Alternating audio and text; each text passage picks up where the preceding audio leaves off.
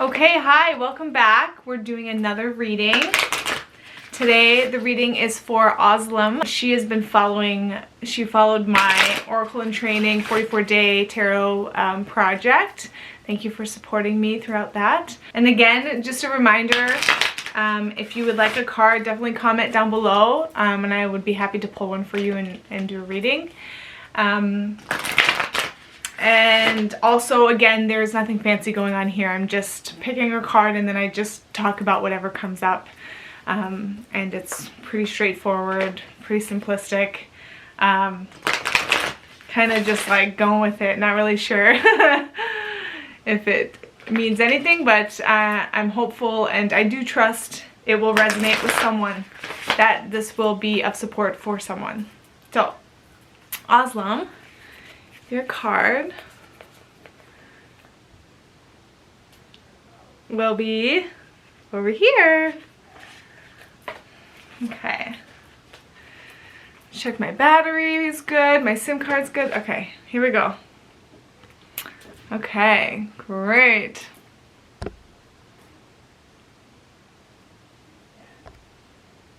So it says, Starseed, what lights you up?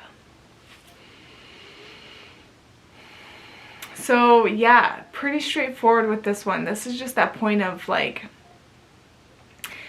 this idea that we have in life that we're supposed to grind away our life and we're supposed to work really hard and we're supposed to put in all this extra hard effort and we're supposed to just do hard labor. This idea that that's what life is about is so, I think, backwards. I don't think that's true. I don't think it's accurate. I feel like life is supposed to be fun because when I look at children and nature to a degree, the plants, the trees and stuff like that, there's this effortless expression that's just like, it blooms. It just like flows. There's no effort. There's ease. There's just a continual growth and movement and expansion, right? There's no like forcing or you know, like really trying to push through to get something. Like, yes, us women do that in labor, but like otherwise life is very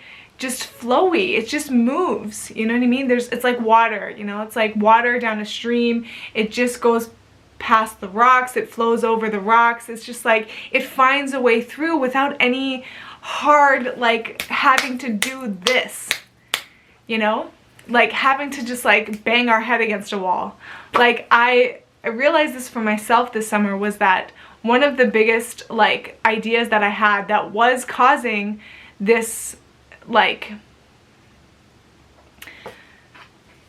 difficulty in life, if you want to say, was that I had this idea that life is supposed to be hard. Life is supposed to be hard.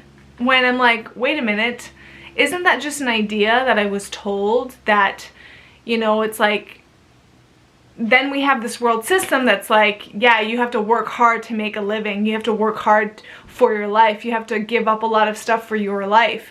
But I'm like, is that really true? Or is that a lie that we've been told and we've accepted as our own? So I've been playing with this idea of what if life is actually easy? When I look at nature, when I look at animals, when I look at children, there's an ease to it. There's a flow to it. There is nothing that's like, they're not doing anything that they don't want to do. And so that's what this card is for me. It's that point of what lights you up in terms of what is easy for you. What is natural for you? What is something that just comes naturally and easy and there's no effort to it. It just flows from you. It's something that you enjoy, because that's the thing. Oftentimes the things that are natural to us and are they flow from us, they're natural, they're easy, you know, and there's no conflict about it. There's no challenge to it. It's just doing what you know and what feels the most like beneficial to you. And it's that stuff that is oftentimes the most nourishing.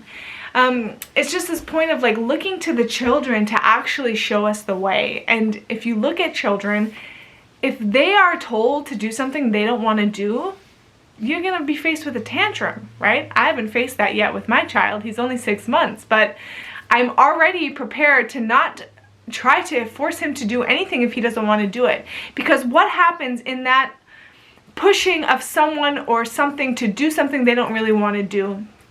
You're forcing them to submit to an idea that you have that you know better than they do.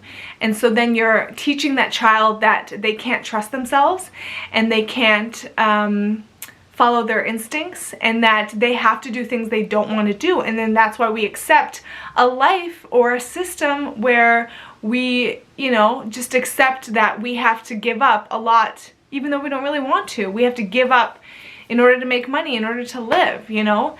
So it's just this point of looking to children to realize that they do show us the way, which is they don't do anything they don't want to do. And if they do, they put up a fight. And we should not be the ones to be enforcing that fight on them. And we should not be the ones that are forcing them to submit. We should be teaching them that you're the ones to change this world, and it's by me allowing you to be free. So the thing is that we have to do this for ourselves. So is there a point within you, Ozlem, that you're forcing yourself to do, you're forcing yourself to comply with, you're forcing yourself to like push through something you don't really want to do because of an idea that you think that you have to, but maybe you don't really have to do it?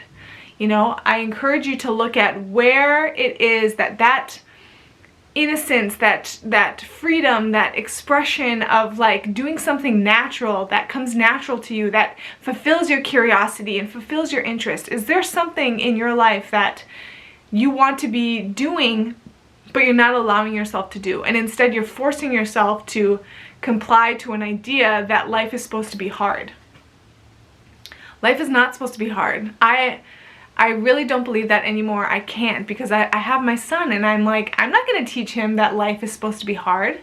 I'm going to teach him that life is fun, and he has got the right to explore any and all of his curiosities and interests, and it is up to him to discover what those are. And I'm going to give him the space to lead himself to find that stuff and to explore that stuff and to experience that stuff, you know? So it's just that point of like, we also have to do that for ourselves. I have to do that for myself, you know, to show my son that he can do that too. I have to give myself space to explore what it is that really makes me happy and lights me up and, you know, is something that like really nourishes me. You know, what is it that nourishes you that you're not allowing yourself to do?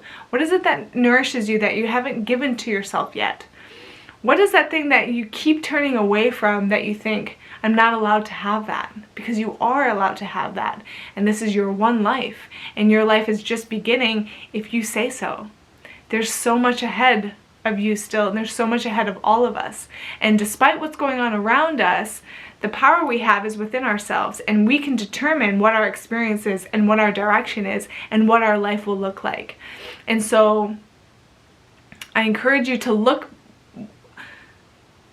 at that thing that you want to do that you're not yet allowing yourself to do, and ask yourself, if I were to look back 10, 20, 30, 40, 50 years from now and regret not doing it, would I regret not doing it?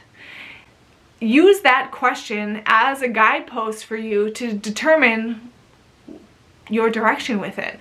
If you could live your life without doing this thing that is calling to you, can you live without regret? Or would you regret not doing it? You know, it's that point of, even if we want to do something and it turns out to be a mistake, if we didn't do it, we would regret it because we would never know. You have to find out. You have to do it to find out for real. You have to go for it. You got to investigate it. You got to experience it to know for real.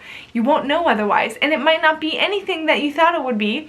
And you might end up back in the same position you're in. But then you haven't lost anything, but you've gained the understanding that you now know that that's what that point led to. If you don't do it, you'll never know. If you do it, you'll know. And you haven't lost anything. So I encourage you to look at your life from the perspective of, you are still a child. And you have that ability to explore your life in ways and through the eyes of a child. New. Like, put new eyes onto your world and think, if I could do anything that really like makes me happy and I really want to explore and I'm really curious about, what would that be? And then give yourself permission to do it, because you're allowed to do it. My new motto is, you're allowed to have everything you ever deserved in life, and I really believe that, and you can do and be and have anything you want. My principles now are, what do I want my child to know in this world? Well, how do I want him to approach this world? And I want him to approach it with freedom and openness and willingness and trust that he has everything he needs to have the life he wants to live. And so I say that for you too. You have everything you need to live the life that you need. You just have to give yourself permission to do it, and to follow your heart, and to trust your instincts, and to see for yourself. Because if you don't, you'll never know. So that's my reading for you, Ozlem. I hope it's supported and resonated with you. And if you have further questions or anything you want clarified, please, please, please let me know. I'm happy to follow up with you on that. And yeah, I hope that resonated. So let me read the book definition, because that could also give a clarifying perspective for you.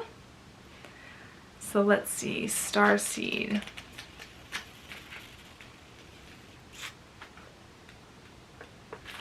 Okay, ready? Starseeds are souls with a double mission: to raise their own consciousness and the consciousness of the planet. There are old souls who have incarnated elsewhere beyond this planet. Many starseeds arrive with a feeling that time is running out, and that there is something that they came here to do or create or contribute. If you pull this card, it is to confirm that you are a starseed, and you are being encouraged to answer the call, to follow what lights you up.